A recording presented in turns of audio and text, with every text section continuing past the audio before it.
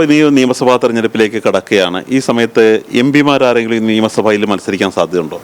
അല്ല, അത് എങ്ങനെ പറയാൻ പറ്റും? ഇപ്പോൾ ഞാൻ MLA ആയിരുന്ന സമയത്താണ് എന്നോട് പാർലമെൻറ്റിലേക്ക് മത്സരിക്കാൻ പറയുന്നത്.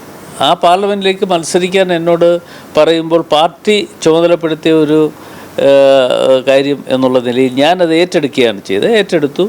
അത് ആറ്റിങ്ങൽ പാർലമെൻറ്റ് മത്സരിക്കണം എന്ന് എന്നോട് പറഞ്ഞു. ഞാൻ അവിടെ മത്സരിച്ചു. 2 തവണ വിജയം കൈവരിക്കാൻ ഈശ്വരൻ സഹായിച്ചതിന് അവസരം ഒരുക്കി തന്നു. ഇനിയിപ്പോൾ ഉള്ള നാളുകളിൽ ഇപ്പോൾ നിയമസഭാ തെരഞ്ഞെടുപ്പ് കേരളത്തിൽ വരാൻ പോകുന്നു. ആ നിയമസഭാ തെരഞ്ഞെടുപ്പിൽ ആരൊക്കെ മത്സരിക്കണം എന്നതിനെക്കുറിച്ച് ഒരു തീരുമാനം അന്തിമമായി ഉണ്ടാകേണ്ടത് ഓൾ ഇന്ത്യ കോൺഗ്രസ് കമ്മിറ്റിയിൽ നിന്നാണ്. അപ്പോൾ ഓൾ ഇന്ത്യ കോൺഗ്രസ് കമ്മിറ്റിയിൽ നിന്ന് ഒരു തീരുമാനം ഉണ്ടാകുന്നതിന് മുമ്പ് കേരളത്തിൽ നിന്നുള്ള ചില നിർദ്ദേശങ്ങൾ വരും. ആ നിർദ്ദേശങ്ങളുടെ അടിസ്ഥാനത്തിൽ ഓൾ ഇന്ത്യ കോൺഗ്രസ് കമ്മിറ്റി അംഗീകാരം നൽകിയാണ് സാധാരണഗതിയിൽ ചെയ്യാറുള്ളത്. എങ്കിലും ചില ആളുകൾക്ക് വീണ്ടും മത്സരിക്കാൻ, നിയമസഭയിലേക്ക് മത്സരിക്കാനുള്ള അവസരം ഒരുക്കി കൊടുക്കാറുണ്ട്.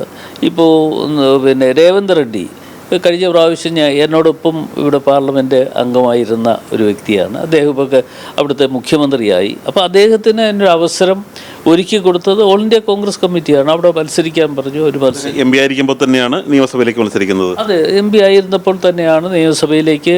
അദ്ദേഹം മാത്രമല്ല, മറ്റ് പലരും ഉണ്ട്. അങ്ങനെ ഒരു തീരുമാനം എന്തായാലും എടുക്കേണ്ടത് ഓൾ ഇന്ത്യ കോൺഗ്രസ് കമ്മിറ്റിയാണ്. അപ്പോൾ ദേശീയ നേതൃത്വം ഏതൊക്കെ തരത്തിലുള്ള തീരുമാനം പറഞ്ഞാലും, അതായത് MP നിയമസഭയിലേക്ക് മത്സരിക്കണമെന്ന് പറഞ്ഞാലും അത് അംഗീകരിക്കാൻ തയ്യാറാണ്. തീർച്ചയായിട്ടും ദേശീയ നേതൃത്വമാണ് ഇത്തരം കാര്യങ്ങൾക്ക് തീരുമാനം അന്തിമമായി എടുക്കേണ്ടതായിട്ടുള്ളത്. ആ അന്തിമമായ തീരുമാനം എടുക്കുമ്പോൾ അതിനനുസരിച്ച് പ്രവർത്തിക്കും. അവസാനമായി ഒരു കാര്യം ചോദിച്ചോട്ടെ. ഇനിയിപ്പോൾ മാസങ്ങൾ മാത്രമാണ് തെരഞ്ഞെടുപ്പിലേക്കുള്ളത്. എന്താണ് അവരുടെ അടുത്ത നടപടി? ഒരു വളരെ 2 തരം പ്ലാൻ ഉണ്ടാവും. ഒന്ന് വളരെ അടിയന്തരമായി ചെയ്യേണ്ടത്, ഒന്ന് ഒരു മാസങ്ങൾക്കുള്ളിൽ തന്നെ ചെയ്യേണ്ടത്. എന്താണ് അതൊന്ന് ചുരുക്കി പറയാമോ? അല്ല, ഞങ്ങളെ സംബന്ധിച്ചിടത്തോളം ഏറ്റവും പ്രധാനപ്പെട്ട അടിയന്തരമായി നടപടികൾ സ്വീകരിക്കാനുള്ളതും പ്രവർത്തന രംഗത്തേക്ക് കൊണ്ടുവരാനുള്ളതും വരാൻ പോകുന്ന പഞ്ചായത്ത്, മുനിസിപ്പൽ കോർപ്പറേഷൻ തെരഞ്ഞെടുപ്പുകളാണ്. ആ തെരഞ്ഞെടുപ്പിൽ സാധാരണക്കാരായിട്ടുള്ള ആളുകൾക്ക് കിട്ടുന്ന ഒരു അവസരമാണ്. ആ അവസരങ്ങൾ വിനിയോഗിക്കാൻ വേണ്ടുന്ന നടപടികൾ സ്വീകരിക്കുക. അപ്പോൾ ആ അവസരങ്ങൾ വിനിയോഗിക്കാൻ വേണ്ട നടപടികൾ സ്വീകരിക്കുന്നതിൻ്റെ ഭാഗമായിട്ടാണ് മിഷൻ 2025 എന്ന ഒരു ലക്ഷ്യത്തോടു കൂടി ഞങ്ങൾ നീങ്ങിക്കൊണ്ടിരിക്കുന്നത്.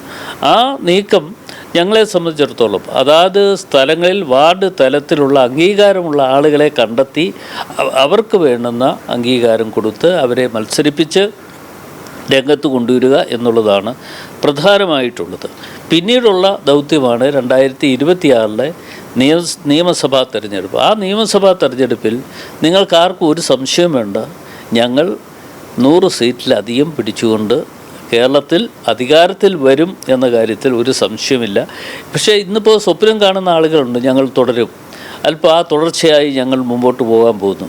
തുടർച്ചയായി മുമ്പോട്ട് പോകാൻ പോകുന്നു എന്ന് പറയുന്ന ആൾ 3-ാം തവണ കേരളത്തിൻ്റെ മുഖ്യമന്ത്രിയാകാൻ വേണ്ടിയുള്ള തയ്യാറെടുപ്പ് നടത്തിക്കൊണ്ടാണ് അദ്ദേഹം പോകുന്നത്. അദ്ദേഹം തയ്യാറെടുപ്പ് നടത്തുന്നതിൽ ഞങ്ങൾക്ക് വിരോധമില്ല. പക്ഷേ ജനങ്ങൾക്ക് വേണ്ടി എന്തെങ്കിലും കാര്യങ്ങൾ ചെയ്യുവാൻ അദ്ദേഹം തയ്യാറാകണം.